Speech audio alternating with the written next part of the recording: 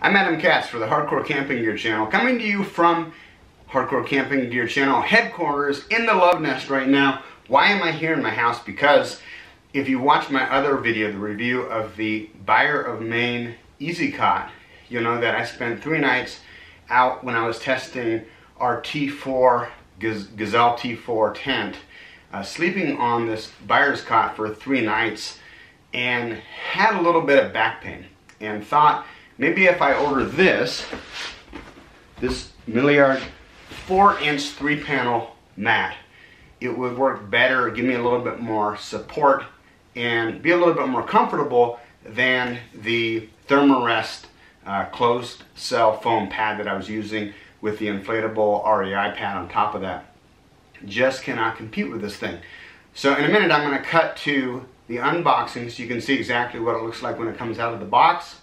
And then at the end of this video I'm going to review what it was like actually sleeping on this thing, to see if I get any better support and if it ends up being a little bit more comfortable. And then in future videos you'll see me both using the cot when we test different tents, as well as without the cot, just using it on the ground. For example, in a one-man tent, I've got a review of the improved combat shelter that the Army uses that I wanted to test out, and thought that would be a good opportunity to use this pad and see how well it works using it on the ground.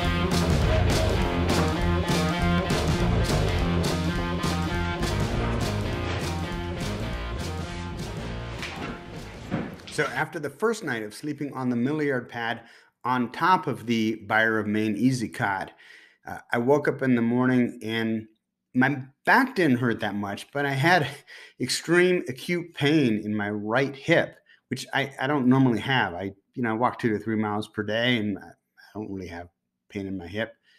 So that was kind of weird. And it left me to wonder if it was the pad or just the cot again.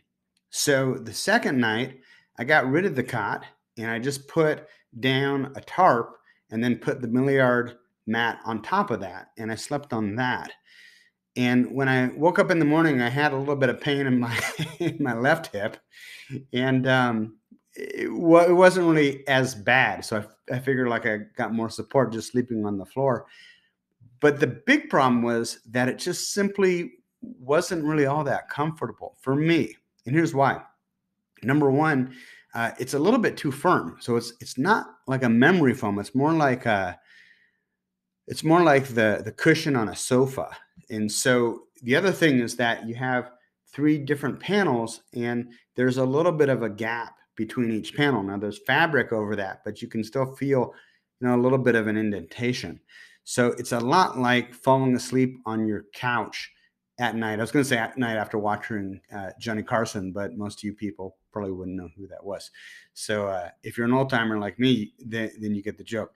But anyways, it just really wasn't all that comfortable.